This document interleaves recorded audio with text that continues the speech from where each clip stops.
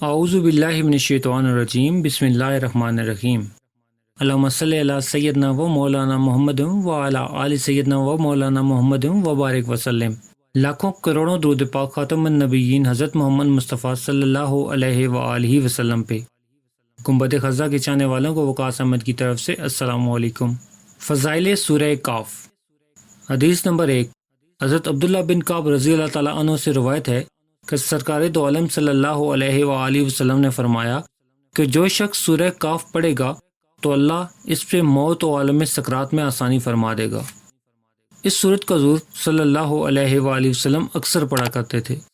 بعض اوقات جمعہ کے خطبوں میں بھی اس کی آیت مبارکہ کو پڑھتے اور کبھی کبھار حضور اسے نماز فجر کی پہلی رکعت میں بھی پڑھتے۔ اس لیے یہ وہ سورت ہے جسے حضور صلی اللہ علیہ وآلہ وسلم نے زیادہ تر پڑھا ہے۔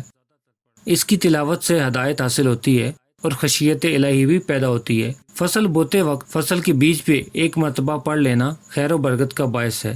باغ میں اس سورت کو پڑھنے سے پھل میں برکت پیدا ہوتی ہے، علاوہ ازیں اناج اور پھل آفت سے محفوظ رہیں گے، لہٰذا اس کا گاہے گاہے پڑھنا انتہائی نفع بخش ہے۔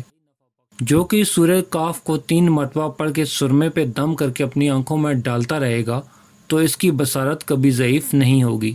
اگر کوئی شخص کہیں پہ نیا ملازم ہوا ہو یا کہیں سے بدل کے آیا ہو تو اسے نئے ماحول کے مطابق رہنے کے لیے 11 دن تک روزانہ 11 مرتبہ سورہ کاف کو پڑھنا چاہیے۔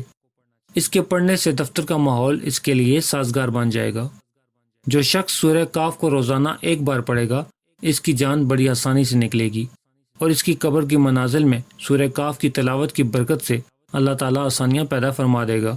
اس کی فوٹو کاپی 40 دن تک اپنے پاس رکھنے سے دشمن سے نجات ملے گی اور ہر قسم کے شر سے محفوظ رہے گا۔ بخار کو اتارنے کے لیے اس سورت کو 3 مرتبہ پڑھ کے پانی پہ دم کر کے مریض کو پلائیں، اللہ تعالیٰ بخار کے مرض سے نجات دے گا۔ پیارے دوستو، امید کرتا ہوں آپ کو یہ ویڈیو پسند آئی ہوگی تو اسے لائک کر دیں اور مزید اس طرح کی ویڈیو کو دیکھنے کے لیے میرے چینل کو سبسکرائب کرنا ہرگز مت بھولیں۔ بیل کا بٹن بھی دبا دیں تاکہ آپ کو نئے آنے والی ویڈیوز کا نوٹیفیکیشن مل سکے۔ ملتے ہیں ایک نئی ویڈیو کے ساتھ، تب تک کے لیے اپنا خیال رکھیے گا۔ اللہ رب العزت آپ کو آسانیاں دے اور آسانیاں ماننے کی توفیق بھی۔ اللہ حافظ۔